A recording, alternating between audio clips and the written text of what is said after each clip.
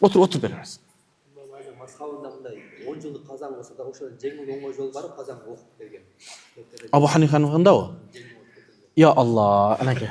Жеңил оңой жол. Bizde kaza namaz okuda janagı cemaat menen bizde ayırmamız var ha.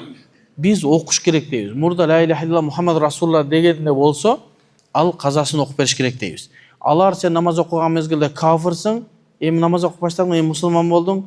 Musulman bolgondan keyin murda günölөрүң geçirilet de murdaga abalın kafirga çağırат.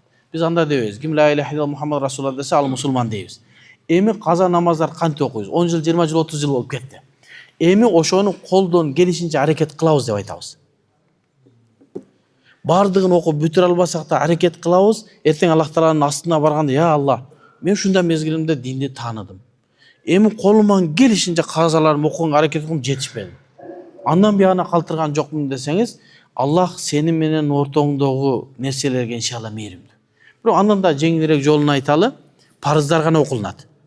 Парыздардын сүннөттөр окулунбайт. Сапарда болсоңуз эстесеңиз 2 рекет окуйсуз. Анан азан менен коомат менен окуш керек да, казаларды дагычы. Дагы жеңилдик, сүннөт, анда таштап карыз сразу эле окуй бер. Себеби көбөйүп кетти да немелер, казалар. 4 рекеттигин 3-чү, 4-чү рекетинде жанагы эчтеке окуп коюп туруп бисмилла деп кайра кете бер. Тезирээк бүтөсүн.